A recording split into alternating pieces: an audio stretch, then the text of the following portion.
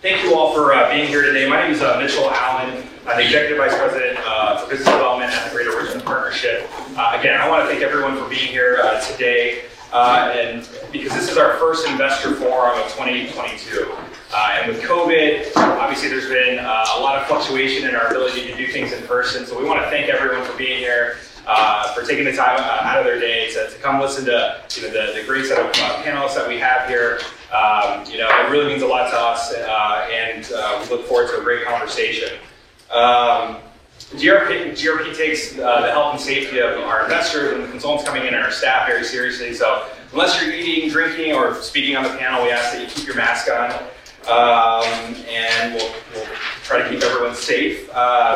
So today's event gathers experts from the site selection community to recap major projects from around the nation, as well as an economic outlook for 2022. We will be hosting a quick Q&A at the end of the discussion, so hold your questions until then. I would like to first off thank any elected officials that are in the room. I didn't see any, but maybe thank you for being here. In addition, we also want to thank our sponsors, Gilbane Building, Greater, the Greater Richmond Association for Commercial Real Estate, as well as VEDP, or the Virginia Economic Development Partnership. Also, a big thanks to Activation Capital. So with that, I would like to turn it over to Chandra Fruitman, President and CEO of Activation Capital, to say a few words. Thank you and welcome. I've met only a handful of you, and I think all of you, anyone I've only met via Zoom, because I had the fortune of joining the organization in June 2020 in the middle of the lockdown, so I've only had two Zoom relationships. And so for those of you who've not met me before in person or ever, here I am, so you can see my full face. But just a little bit about the park. So the park is a 30-acre life science and tech hub. We've been in existence for 30 years. Activation Capital over the last 30 years have built out the park. So we're home to about 70 companies, research labs, organizations, and employ just about 2,500 researchers, engineers, and support staff in the park, and we're really excited about that. We have about 1.2 million square feet of office and lab space here in the park. We actually are growing. We have a little bit of space to grow, and we're excited about that as well. But our mission is to help grow life science and high growth entrepreneurship and innovation in the region. We offer a number of different resources to entrepreneurs, entrepreneur support organizations, and clusters to fulfill that mission. But for the vast majority of our existence, we focus on life sciences. And that stemmed from the density of inventions coming out of ECU that focus on life sciences, the assets in the region that are life science and health focused, help us spin out companies from VCU or try other companies from outside of the region. In that sector. But we struggled as a state, even though we had an interest in life sciences, we struggled in the Commonwealth to really define what unique value we could offer in the life sciences sector. And that's changed over the last few years with the advanced pharmaceutical research and manufacturing cluster that's emerging. How many of you heard about the advanced pharmaceutical activity? That's only a few. So we don't have a lot of time to talk about today. They get only 2 minutes, but I'm happy to share more details if anyone's interested. But it's an opportunity for us to be the tip of the spear in an emerging cluster that's focused on rehoming the manufacturing of essential medicines here, and not only in the United States, but in Central Virginia. So we're really excited about that. Activation Capital was the lead on a Go Virginia grant that helped really get some momentum and bring the right stakeholders together to build out this cluster. We also successfully applied and was awarded a BBBRC grant from the federal government. It was a highly competitive grant with 529 applicants, and we were one of 60. They got one of the phase 1 grants that positions us to compete for up to $100 million to help grow that cluster. So we're really excited about an opportunity to really define a unique value for this region around life sciences, because it's pretty competitive. I mean, we're not trying to be Boston or Raleigh-Durham or even Montgomery County, but we have something that we feel like we could really win at here in the region. And so Activation Capital, as a part of our activity to help sort of harness that energy around the growth in life sciences, is launching a real estate focused life science event series. So any of you who are interested in participating in that, that is really focused on, educating and convening all the right players as we grow life science in the region to make sure that we can actually respond to that growth. So Heather on my team is in the red blouse, if she can raise her hand. If anyone's interested in learning more about the advanced pharmaceutical activity that we're engaged in or participating in this life sciences real estate group, just hand her your card and we'll follow with you. I welcome you all. I hope this is a good session for you. Again, happy to see everybody in person and enjoy the day. Thank you. Thank you. Chandra. Serving as our moderator today for today's discussion is Chris Lloyd with McGuire Woods. He's the Senior Vice President and Director of Infrastructure and Economic Development. In addition, we are thrilled to have our 4 site selection panelists. Their bios are in the pamphlets in front of you. So we're not going to go into too many introductions, but just quickly, we have Kim Moore, Executive Managing Director for Newmark out of Dallas on the very end. We've got Marcus, I'm always bad at pronouncing it, Panasevich. Good job. He's the Tax Managing Director of Deloitte out of Los Angeles, and then Brooklyn Salimi, Managing Director of Credits and Incentives with Media out of Atlanta, and then Leslie Wagner, Senior Principal for Genovis out of Indianapolis. So with that, I will turn it over to you. Thanks, Mitchell, and it really is a pleasure to be with you all this morning, particularly as a part of the Greater Richmond Partnership, which I'm pleased to represent our own firm, McGuire Woods, which has been a funder and supporter of the Greater Richmond Partnership since day one. So it really is a pleasure to be affiliated with the group, and particularly to join a group of fine site selectors.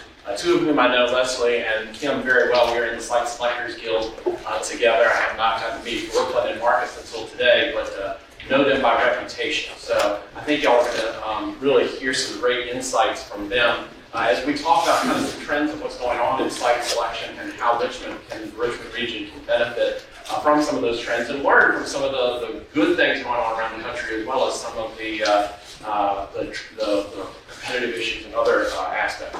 I'm going to ask a series of questions for maybe 20 or 30 minutes of the panel, then I'll pause for a little bit to answer, to allow for audience questions, and then if there aren't any more audience questions, I'll go back and ask a couple questions. I promise not to ask any embarrassing questions of the team, like what their spirit animal is, or pull apart altars and ask them if, what kind of tree they would like to be if they're reincarnated, but we'll try to keep it very, very focused. But the first one is I thought y'all should get to know the folks a little bit more. And we'll start with Kim and work towards the right here. So Kim, tell us kind of what kind of projects you typically work on. I always say that we have a very narrow niche, and that is well, we're signing a contract to pay us. Because that's the most one for business success. But tell us the kind of projects you work so that the group can get a feel for the industries you work in the past. Absolutely. Headquarters are my specialty.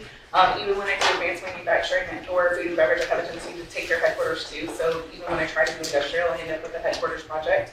Financial services, back office, and moving into life sciences. And then I'd say mine are a lot of food and beverage manufacturing.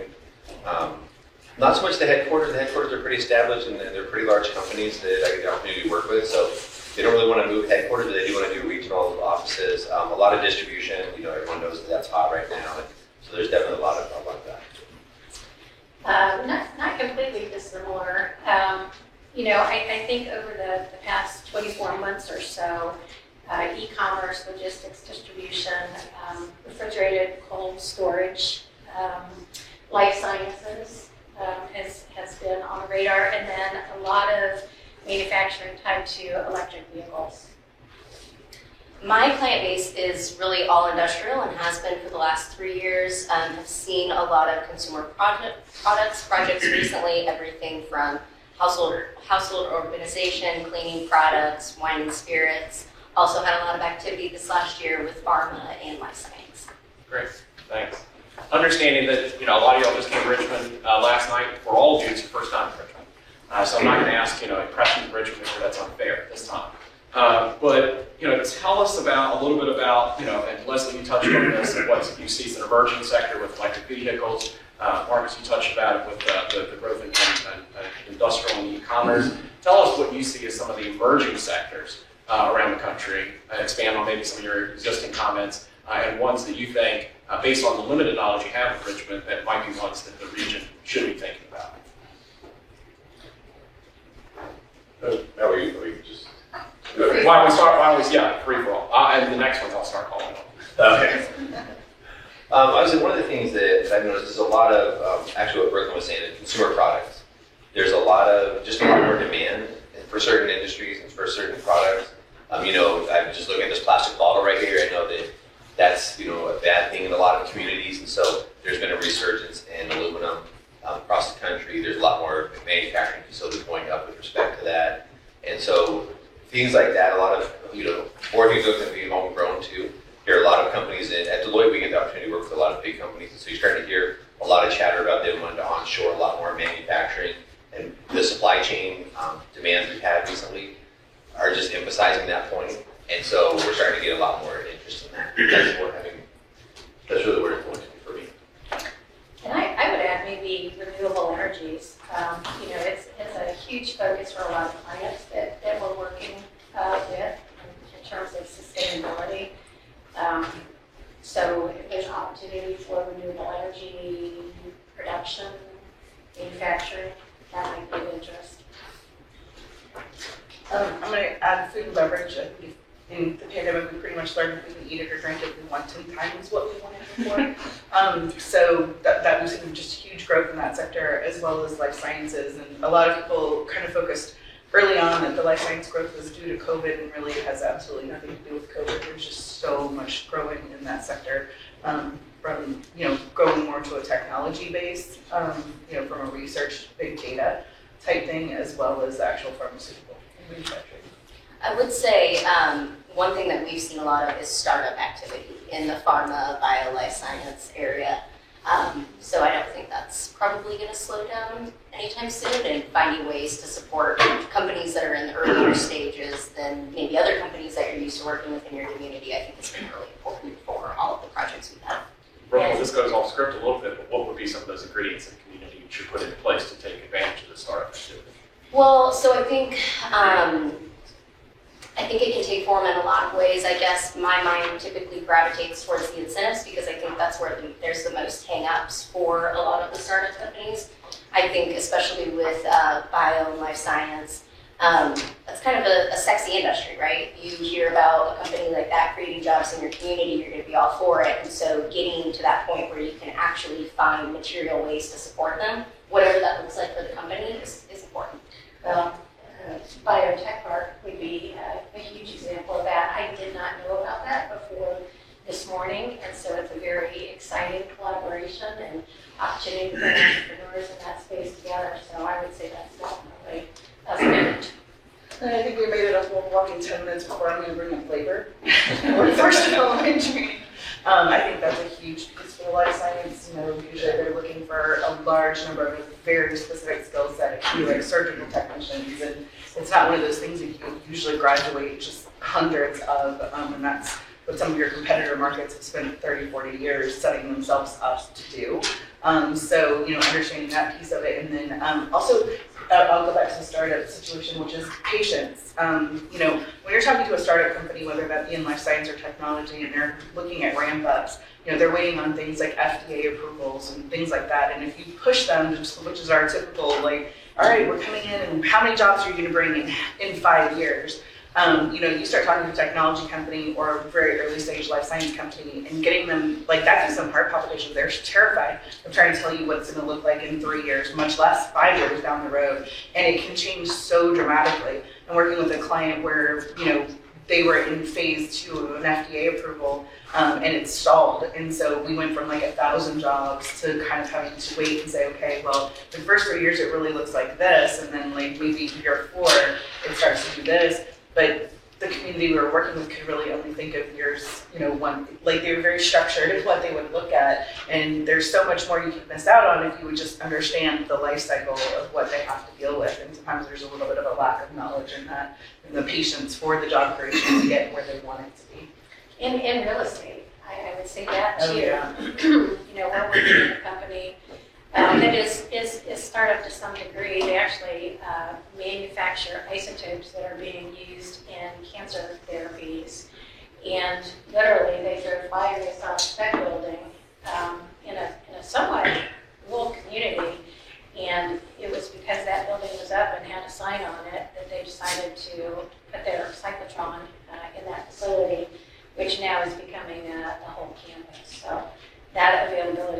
estate seems to be a key driver, no matter what the sector.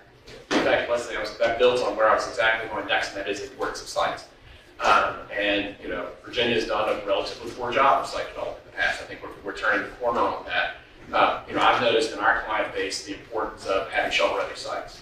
And, you know, companies now coming out of COVID, there's so much capital flowing. They can't wait 18, 24 months for zoning to happen, utilities to get there. Can y'all talk about how you're seeing that in your practice? And then we'll talk about some other changes that are coming. We'll discuss that first, and then I'll come back and ask what other changes are you seeing in the site selection process because of COVID? Yeah, I would say that I can't emphasize enough how important it is to have the site ready. It's with a lot of projects that I'm working on right now, we've just left communities because they just don't have the facilities that we need in the infrastructure. And depending upon what you're really trying to attract, for us, it's been a lot of power and water. And without the, you know, on day one, I don't need all the power that I'm going to need, but within 18, 24 months, I will. Yep. And if you work with utilities a lot, they take a long time to draw everything out and get all the easements and everything, and there's got to be a shorter way to do it. But they can't meet the demand. And so they can't meet the demand, that site immediately goes off the list. It's just, we can't do it. I don't care what your labor force is because we can't be up and running. I don't know, jobs aren't going to work. So it's, you know, you've really got to like think about that. You've got to make the investment. You know, it's kind of like the old, oh gosh, I can think of Kevin Costner. Field dreams. Your field of dreams, exactly. You know, They build will it come. and they will come, and it's true, they will in this market, at this time right now. I have manufacturing facilities that are putting out, you know, $500 million facility, and they want it to be operational in 14 months. And they built enough of them that they know exactly what their timeline is. And what happens is the communities can't keep up with it. And so it creates a lot of problems because we have some that are, no, we can't go, you know, build as we go and permit as we go. We have to wait and get all the permits in. Well, that just takes such a long lead time on the front end, and it just pushes everything back. And in today's market with the steel prices and things like that, the longer I wait before I put my orders in, I'm going to end up paying a cost where my cost is going to be 10% higher than it was when I started. And one example, we just had a call with one of our clients, and they were told by their contractor to expect construction cost inflation of 1% per month. Insane. No, I'm sorry, 1% per week. Yeah. I'm sorry. So, I mean, I was like Jimmy Carter there. You know, so, yeah, it's speed to market. So I'm sorry, go ahead. No.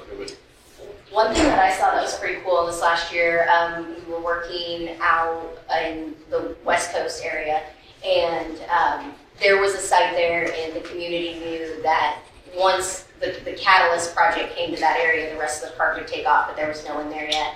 And there were serious infrastructure needs for all the sites. In preparation for a project eventually landing, they actually went through the funding approval process for all of the infrastructure that was required. So when we came in, I mean, there were other things that obstacles we had to overcome, but that piece was at least already done, and I thought that was a pretty proactive way to go about doing things and at least making sure, okay, when we get a project finally looking at us, we're not going to have to wait through our normal process and add that time onto their timeline. I think the competition for real estate is very heated. So we represented about a 700,000 square foot manufacturer I mentioned earlier for electric vehicle component manufacturing markets because they needed to be in close proximity to a few OEMs. The availability of real estate and the competition for that real estate is intense. And we had to kind of coach our clients that if you find something that is there and in place, you need to make a move for it very quickly because it's going to leave the market very soon. Yeah, we're definitely struggling with that, where if you find an existing building, you know, Yeah. it's almost like housing. Don't which is delay. about the same thing. It's like go over the asking price and, you know, get them a crew so they'll pick your offer kind of scenario. But yeah, it's a huge win for existing spec. You know, so I would even go further than shovel ready. Shovel ready Yes. is great, but man, if you have a spec building, that's usually where everybody starts. Now, a lot of times they're incredibly specialized buildings, so they don't always work. I know it's really frustrating to economic developers when we come for, you know, we want an existing building, and you're like, well, I can't respond, I don't have an existing building, and then it ends up a greenfield search, but it just is what they want. And if they can find that needle in the haystack and they can actually make a move on it, it helps our timeline. One of our colleagues in the guild was telling, you know, what I call a horror story, but I'm sure it was fantastic for the company, but he did 2 consumer product deals in 45 days, like beginning to end, which is ridiculous. You know, usually, you know, years and years ago, your process was 18 months, then the Amazon effect took place, and then everybody expects 9 months. And those that have had an Amazon success story, we now know you can develop in 9 months. Everybody's going to expect that same timeline that Amazon wants. So you have to be ready to deliver that. And then now they're taking it down in some cases to 45 days, which is just, to me, insane. So in addition to the work to have the sites ready to go, what would y'all say, how's the nature of the site selection process changed because of COVID, and how has the projects themselves changed because of COVID or through this period? Maybe not necessarily because of COVID, but I think timing for sure, like you just mentioned, it's definitely expedited since the pandemic and with real estate moving as quickly as it does. I think they also realize they can do a lot of stuff remotely. They don't have to go and do all the necessarily, I mean, they want to see the sites later, but they can do a lot of the due diligence up front, and you have a lot of communities in a lot of areas. Kim, you said it earlier, the thing that we haven't hit on so much is really what's your available workforce though in these areas, and how far out are they going to go? As we were joking last night at dinner, that in the LA or the Southern California area, miles are irrelevant in terms of how much time it takes you to get somewhere, because it's always, I could be 10 miles away, but it would take me an hour to get there. You can call the community living. Well, when you move out to more rural areas, you could be 45 minutes away, and that's 45 miles. And so that just opens up your pool of candidates a lot more. And then what's within that pool? And what are the community colleges doing? What are the different trade colleges doing out in that area? And that helps determine the availability of the land and everything else. So you have to look at the workforce too. Part of our due diligence is speaking to companies that are already here to understand, what it's like to be in business in your community. And what with the labor shortage and the demand being what it is, we're actually finding them less likely to want to chat with us. And so that's become a little bit of a challenge. It's still a very big piece of the puzzle of what we need to understand the market. But there's a lot more concern. Like you had these ambassadors that were with you and ready to recruit new businesses, and then all of a sudden the labor got real tight. And now they're like, what do they do exactly? Oh, that's not really in our area. We don't. No, I would say that is a big shift. I mean, our early stage site selection, we would always set up interviews with companies in an area and have conversations with them about how's your experience here, how's it been, and now you're right. There's a very high resistance for that. Well, no, so out west in the Phoenix landscape, when I first started working out there, I don't even know, I can't remember how long ago it was, but labor was cheap. Everyone wanted to go there because they were close to a lot of metropolitan, they were close to the West Coast, but they still had relatively cheap labor. Well, and I have a bunch of projects on the east side, and it's like I can see over the last 3 years in particular that the starting wage of what the original manufacturer that went in there is now $3 higher than what it was then. And so just the demand, just the labor's not there to support it. They got thinking, we have plenty of labor here. We're gonna have no problem with this. And so that's one of the things that I've seen just ratchet up. Partially because of COVID. I think it depends on your industry. When you're manufacturing, you have to be in the facility, that's one thing. But now also too, you have so many people that are working remote. If you're in finance, if you're in a lot of the research specialists like that, they can do a lot of stuff remotely. Any tech jobs can be remote. And so all of a sudden now you have this dampening of people living in the same area that they have worked before. I think coaching on our part too. I think our jobs have changed in that area. Like I said before, cautioning people if there is real estate available that you have interest in, move fast. It's the same for labor. If you're going into a market because of the increase in competition for labor, you need to be an employer of choice. And that may not always just be the financial side of it, but also culturally, because we know that that's very important to the workforce of today. So I think I spend more time in my practice today on those coaching mechanisms than I ever have. Speaking of culture, I feel like in our manufacturing projects, we've seen culture take more of a center stage in what work-life balance and quality of life looks like for those manufacturing employees. And I think that's been interesting for me to see because I really only seen that take place in the office realm. And so it's nice for the manufacturing workers to have their movement. No, that's been really fun to watch. such. And I would also say, like, the headline this morning was everybody's changes to their 401k programs to be part of the attraction for new talent, trying to be that employer of choice. And so I agree with you that we have to work a lot with our clients sometimes to get them on board with what is necessary to actually be an employer of choice in the markets that they're considering. We're seeing that more and more. I also love, what you're saying about, how that's entering into the manufacturing field. I think it's really unique to see how that's going to change. I've always been curious because you had job share programs and different things like that in the office market forever, but now trying to figure out how you're going to work that in a manufacturing environment has been really interesting. And then I would say the work from home has probably caused one of the bigger disruptions on the incentive side. Not only for past projects that had received incentives to how you're going to handle that in the future. People trying to understand, so many are job-based and so many are based on those jobs being located in the county. And, there's going to have to be a shift in mindset because work from home really isn't going anywhere. I think that's a question we may get later about, going back to the office, and I'll save our answers for that. But that is definitely something we've seen where some states have really gotten it, and it was just an easy transition, and there was like no hiccup. And then there's others where it's been quite a struggle to get them to understand that it's not as simple as it's just going to go back to the way it was. Brooklyn, I'll start this question with you, that y'all already opened the door to it, and that is the words of culture. And I think we already saw this pre-pandemic, but I think it's accelerated given all that's unfolded, is the importance of ESG principles, so environmental, social, and governance principles. How has that impacted what you do, and how has that impacted the way projects are characterized? So I have a very, very different perspective on ESG factors. I think for a lot of our clients, we've actually seen it hold them up a little bit. Again, we're working with a lot of startups right now in the bio life science area.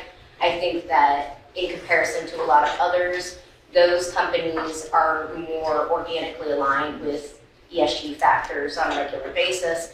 But now that it's being taken into consideration for incentives and different level of support, they're finding it hard to come up with, we just started, we don't have a diversity and inclusion policy yet.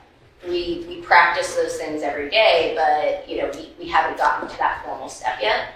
So I think that that's been an interesting perspective that we've been seeing at BDO, a little different than probably the companies that are seeking those things out very intentionally. So does that influence the kind of communities they're looking for, or the workforce they're looking for, or the real estate they're looking for? So with those companies, it always comes down to workforce and availability of sites. And so, no, they're oftentimes just foregoing whatever doesn't fit into where they're at currently, which I think is kind of good too, right? Incentives don't make a bad deal good. So it seems like they're actually making really good decisions with where they're located and how that aligns with their business and their needs. Yeah, and I would say that ESG has become more important to the clients that we represent. It's important to their investors. It's also important to those that are coming to work for them. So, but there's a cost element to it. So there's a balance between what they're willing to do and the cost associated with it. But it is more of a factor today than it certainly was, a year or two ago. Absolutely, yeah, that's really big. I mean, it's just, I see it all the time, and it's, Brooke, to your point, the more established companies, I think it's more important to them. They are ready for meeting those demands. They have policies around it, they have procedures around it, they've created programs around it, and they just see it as an imperative that they have to do it. It's not that they're going to push it off. I mean, especially with sustainability right now, that is a huge focus. You can see it in some of the legislation that they're trying to pass, as they're trying to push that direction. So companies are getting ahead of it. But I mean, we've been hearing about sustainability for like the last 10 years, and now it's finally starting to make its way into mainstream, to becoming part of projects. I mean, I think every project we look at now, they have some element of, can they fit solar into their buildings? Can we do that? At minimum, can we do that? And that's from the sustainability. When you look at the some of the other factors, it's baked into the project. It really is.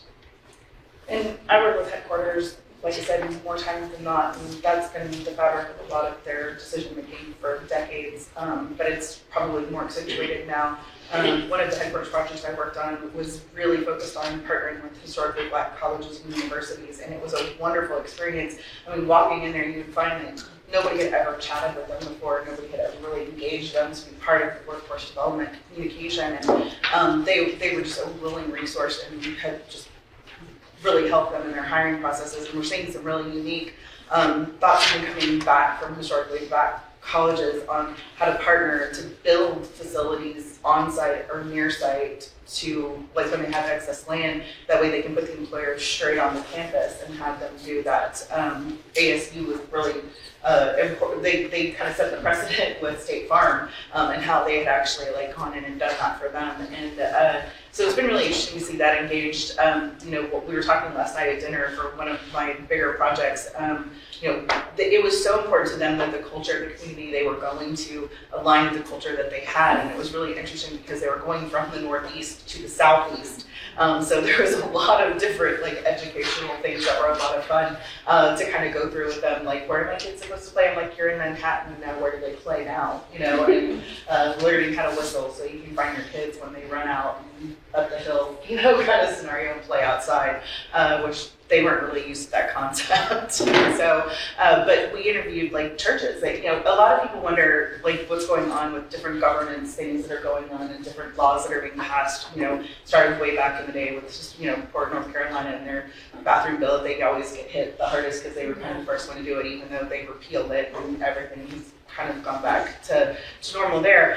It's just the fact that people are like, how can big companies be making these decisions on what we're supposed to be doing from a government perspective? And they don't care which route you go. The problem is that they are just really concerned about alienating any part of the workforce. So they want to make sure that they can have access to anybody and everybody that they can possibly get a hold of because they're so desperate for labor. So it doesn't matter, they're not telling you should be right or left. They're just telling you, like, please don't make it harder for me to recruit people to come to your state, to come to your community with those types of things that are going on with legislative change. I'm from Texas, so we're seeing a lot of that right now in my state. And so that's what we really look at from a governance standpoint, is just making sure that it's an open environment that's inclusive, that everybody can have a chance to have a job. So those communities that are being thoughtful in terms of your original question, those communities that are being thoughtful about that approach are going to be more attractive to those companies that it's forefront in their minds.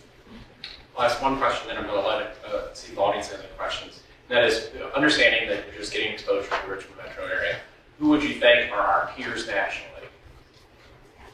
But more importantly, what are they doing right? And what are best practices that this area should pick up from them? So I think we've actually seen Richmond on a couple of shortlists this year, and I think from our perspective, it's more about what are some of the other states doing wrong. So California not doing great seems to be good for Richmond as far as getting some of those looks from the companies that are working to lead. And then as far as peers, I think a lot of times when we are looking at really Virginia as a whole, it's coming into play with other southeastern locations that they're looking at.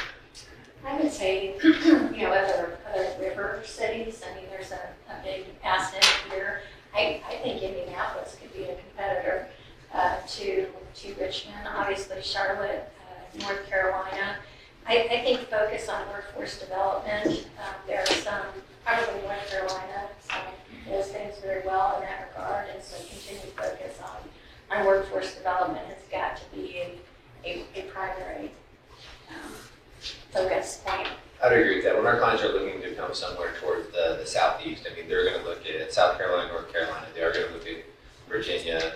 And then they'll start branching out a little farther. Do they want to look at Georgia? Is that too far west or not? It really kind of depends. But you're in the same categories like Nashville, Raleigh, Charlotte's same. So that's kind of the typical market size we see. Because a lot of it's going to be, depending on what you're doing, like you mentioned earlier, with 700,000 square foot facility. I have a client that's put in like 6 of those in the country recently. And so we need the acres. We need a couple hundred acres ready to go because it's usually they want to be either close to their customer or they know that they're going to have other customers close to them. And so we need more than just the one site ready for us. And so it's kind of communities that make the investment.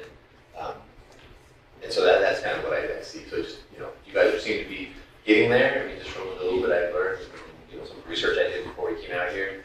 But it's really just, you know, a targeted approach to it is really what it is. It's what do you want to be? And that's really what you need to focus on. I had some great conversations yesterday about efforts that are in process for, you know, future land development to be able, I think Garrett, you and I talked pretty extensively about, you know, the 3-year plan, and that's exactly what needs to be happening is that long-term real estate strategy to be able to accommodate not only the user, but the user suppliers. Right, right. And making the investment now and getting the zoning and everything all taken care of is imperative, because if you don't make that investment now, like probably as you can, what somebody said earlier, that we're not waiting around 18 months for you to get it done and finally do that, because by then we could have built a facility somewhere else and been up and running and selling product. And I don't mean to, the one thing that you're doing right is exactly what we're doing today. Right. You know, the collaboration that we see, that's a big part of it. You know, I mean, we're looking at all of the matrix in terms of business friendliness and real estate availability and workforce, but there's also some intangibles that are critically important to project success. And the Greater Richmond Partnership and the efforts that you're undertaking to bring folks up like us in, it's a relationship business. And so I might not have a project today, but guess what? Tomorrow I might, and I'm going to know exactly who to call. And so this is a big part of your continued economic development efforts, and I think we probably all applaud you for what it is you're doing. And thank you for hosting us. Yeah, absolutely. And I would say, you know, speaking of that, I mean, Mitch, I've known you for 10 years now, probably.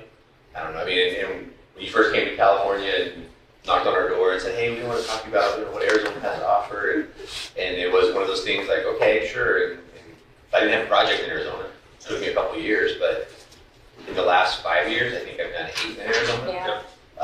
And it was exactly. Well, that's why I'm moving to Nashville soon. I mean, I'm going to be moving this direction. So, but it is relationship business, and doing this is ideal. And you know, it might be 12 months from now before you hear from one of us again, but then all of a sudden we're going to bring you the 700,000 square foot manufacturing facility with the high tech jobs and you know the people we need. They're going to pay $80,000-$90,000 a year for a manufacturing position. It's just it's about that. And so this is something you guys are doing right. I'm sure you know do a couple more, do 1 a quarter or something like that to get more people in, because it's not so much you know what's on our radar, but it's on our clients' radars too. What makes Richmond attractive? You know, the area we went to last night for dinner and stuff, that was a great little area. I thought, wow, this is just like so many other communities that I've been to.